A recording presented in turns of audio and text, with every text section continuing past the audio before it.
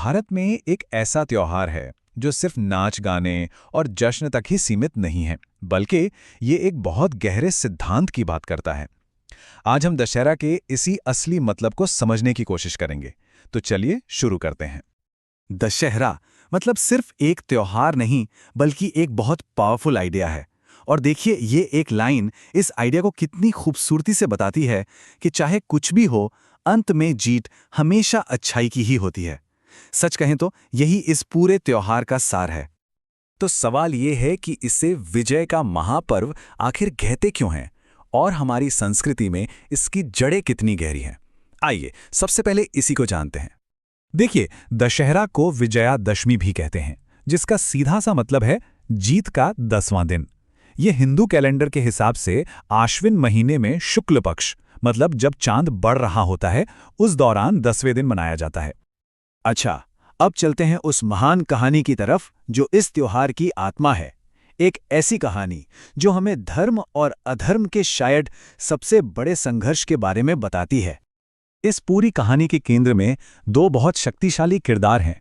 एक तरफ हैं मर्यादा पुरुषोत्तम श्री राम, जो धर्म, अच्छाई और आदर्शों के प्रतीक हैं, और दूसरी तरफ है लंका का अहंकारी राजा रावण, जो अधर्म, घमंड और हर तरह की बुराई को दिखाता है।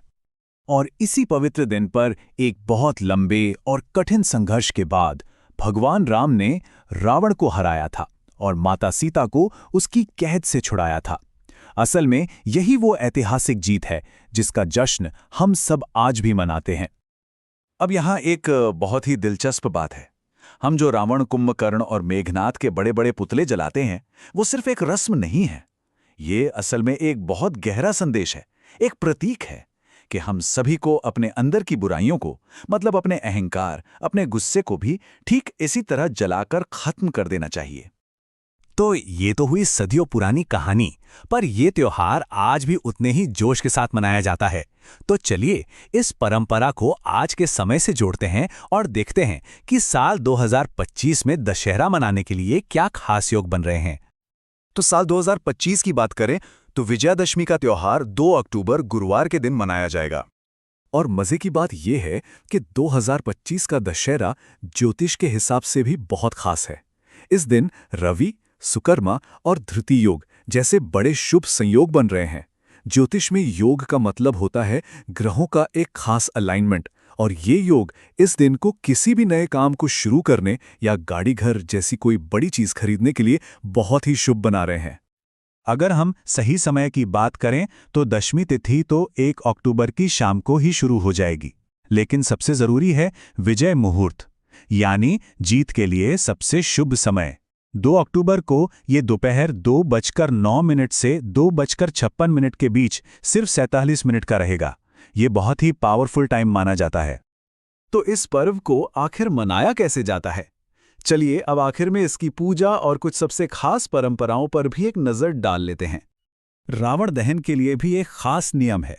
शास्त्रों में कहा गया है कि इसे हमेशा सूरज ढलने के ठीक बाद, जिसे प्रदोष काल कहते हैं, उसी समय करना चाहिए। 2025 में सूरज ढलने का समय शाम के करीब 6:05 का है, तो जाहिर है दहन उसके बाद ही होगा। घर पर पूजा करने का तरीका भी बहुत सरल है। सबसे पहले पूजा की जगह को गंगा जल से शुद्ध करते हैं। फिर घी का दीपक जलाकर भगवान राम या माँ दुर्गा को फूल, फल और मिठाई चढ़ाते हैं। इसके बाद दो बहुत ही खास पूजा होती हैं। एक तो शमी के पेड़ की, जो बेहद शुभ मानी जाती है, और दूसरी शस्त्र या वाहन पूजा, यानी अपने काम धंधे से जुड़ी चीजों की पूजा। और आखिर में पूरा परिवार मिलकर आरती करता है और घर में सुख शांति की प्रार्थना करता है। इन परंपराओं में कुछ चीजें बहुत गहरी हैं, जैसे शमी के पत्तों को एक दूसरे को देना, इसे सोना देने जितना पुण्य का काम माना गया है। और शस्त्र पूजा की परंपरा तो आज भी जिंदा है, बस हमारे शस्त्र बदल गए हैं। पहले तलवारों की पूजा होती थी, अब हम लैपटॉप, कलम और अपनी गाड़ियों की पूजा करते हैं, मतलब वो सारी चीजें जिनसे हम अपना काम करते हैं। तो आखिर में दशहरा हमें सिर्फ एक पुरानी कहानी नहीं सुनाता, ये हमारे सामने एक आईना रखता है और एक सवाल भी छोड़ जाता है कि आज के इस दौर में हमारे अपने अंदर का वो कौन सा रावण है जिस पर जीत हासिल करना सबसे ज्यादा जरूरी है।